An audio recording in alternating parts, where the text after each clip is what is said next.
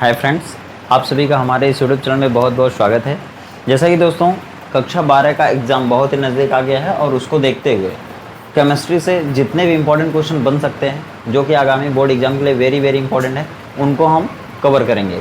तो देखिए, इसमें हमने केमिस्ट्री का एक लेसन लिया हुआ है जिसका नाम है उपसहसंयोजक यौगिक कोऑर्डिनेशन कंपाउंड, और ये क्लास 12 की केमिस्ट्री का फर्स्ट पार्ट का है और इससे क्वेश्चन हर हाल में आते ही आते हैं। तो दोस्तों, इससे सबसे पहले जो सबसे इम्पोर्टेंट क्वेश्चन है इस लेसन का वह यह है कि पूछा जाता है IUPAC नाम लिखिए आप। किसका IUPAC नाम?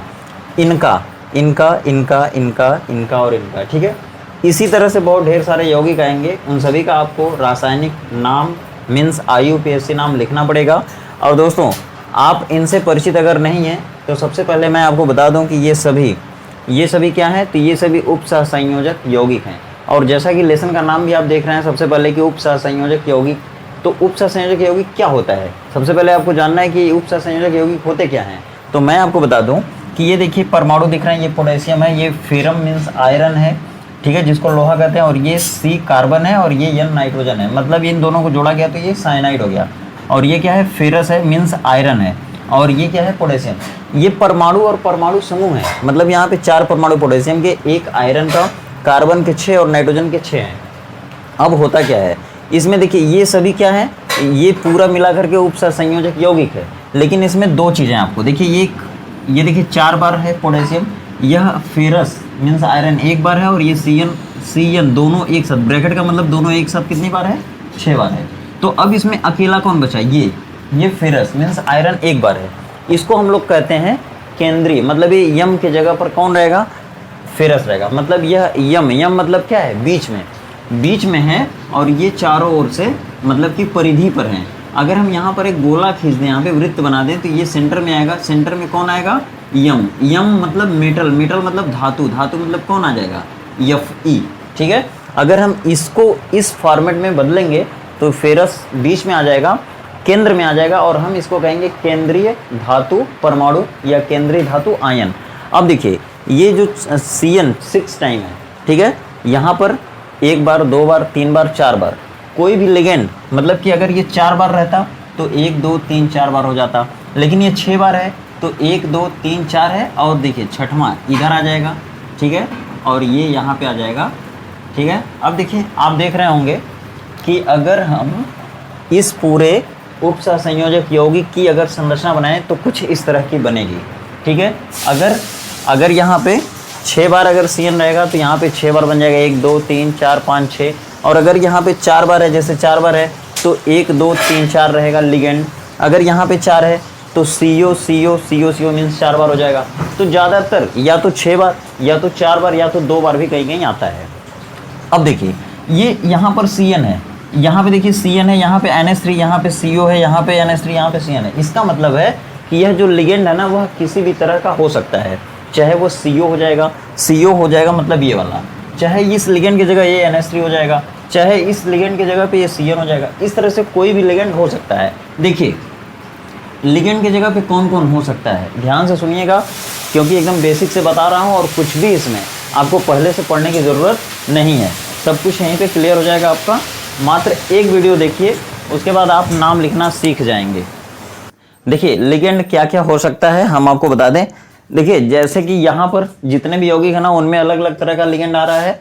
इसके अलावा भी बहुत से लिगेंड होते हैं, लेकिन मैं आपको बताऊंगा कुछ यहाँ पर लिगेंडों के बारे में। देखिए, लिगेंडों के बारे में ध्यान से सुनिए, इसलिए क्योंकि इस लिगेंड, जितने भी इस तरह के लिगेंड होते हैं ना, इनकी एक ऑक्सीकरण संख्या होती है। जैसे इसकी ऑक्सीकरण संख्या कितनी होती है? -1। इसकी ऑक्सीकरण संख्या कितनी होती है? 0। इस CO की एक साथ कार्बोनिल बोलते हैं, और इसकी ऑक्सीकरण संख्या कितनी होती है? 0। इसकी भी कितनी होती है? 0। CN की कितनी होती है? -1। लेकिन अगर देखिए, अगर जैसे इस लिगेंड की जगह पे अगर कहीं पे Cl आ गया तो इसकी कितनी होगी? -1, ठीक है। अगर इस लिगेंड की जगह पे अगर आ गया क्या? Br, तो इसकी भी हो जाएगी -1। अगर NH4 आ गया, ठीक है, NH4 कहीं पे आ गया तो इसकी हो जाएगी +1। अगर कहीं C2O4 आ गया तो इसकी होगी -2। अगर कहीं SO4 आ गया तो इसकी भी हो जाएगी -2। अगर कहीं CO3 आ गया कार्बोनेट तो इसकी भी हो जाएगी -2। इस तरह से बहुत ढेर सारे आ सकते हैं। अगर कहीं EDTA आ गया, ठीक है, बताऊंगा बाद में, इसका नाम पूरा नाम आता है, पूछा जाता है पेपर में, इसका हो जाएगा 0। अगर कहीं EN आ गया, एथिलीन डाइएमीन करके, तो अगर कहीं इस तरह से लिगेंड आ गया ब्रैकेट में तो इसकी भी होगी 0। इतना आपको याद रखना। अगर कहीं H2O आ गया ब्रैकेट में तो इसकी भी ऑक्सीकरण संख्या होगी 0। लेकिन ध्यान रखिए, ये हम क्या बनाए हुए हैं, ये बनाए हुए हैं हम किसी उपसहसंयोजक यौगिक की संरचना, और इसके बीच में कौन रहेगा, बीच में कोई भी यम रहेगा। यम मतलब मेटल, मेटल मतलब धातु।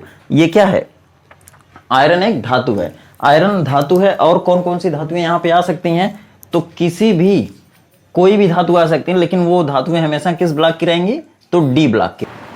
वहां पर हमेशा डी ब्लॉक का तत्व रहेगा बीच में। और डी ब्लॉक का तत्व रहता है, जैसे कौन कौन आ सकता है, मैं आपको ये भी बता दूं, यल के जगह पे इतने लोग आ सकते हैं, इतने लोग आ सकते हैं, और भी लोग आ सकते हैं, ठीक है। और यम के जगह पे कौन आएगा, तो देखिए यम के जगह, यम मतलब होता है मेटल, मेटल मतलब होता है धातु, और ये धातुएं हमेशा किस ब्लॉक की रहेंगी, तो डी ब्लॉक की रहती हैं। जैसे आप देखते हैं यस ब्लॉक की धातुएं, यस ब्लॉक में वैसे धातु नहीं होती, क्षारीय धातुएं होती हैं, ठीक है, क्षारीय और क्षारीय मृदा धातुएं, लेकिन डी ब्लॉक में सभी लगभग धातुएं ही होती हैं।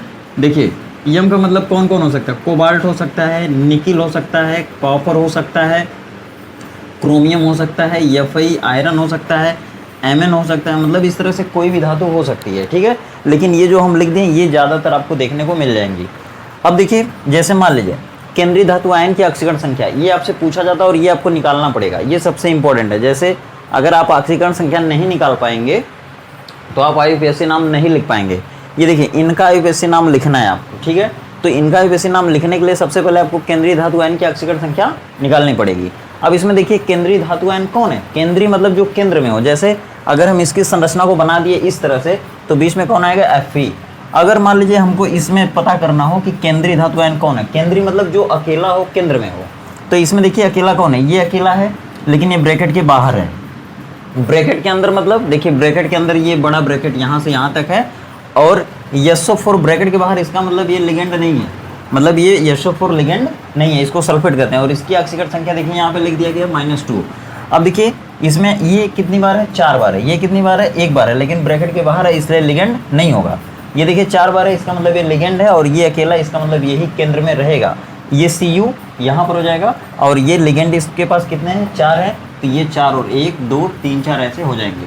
अब देखिए लिगेंड क्या होता है, सबसे पहले लिगेंड आपसे पूछा जा सकता है कि लिगेंड क्या होता है। तो देखिए, जब किसी भी उपसहसंयोजक यौगिक में कोई केंद्रीय परमाणु बीच में होता है, तो उसके चारों तरफ उपस्थित वह परमाणु या परमाणु समूह जो अपना लोन पेयर, ये लोन पेयर दे रहा है, किसको दे रहा है, केंद्रीय धातु आयन को, ये भी लिगेंड क्या कर रहा है, अपना लोन पेयर इधर दे रहा है, इसीलिए तीर ऐसे बनी हुई है, इसीलिए तीर ऐसे बनी हुई है।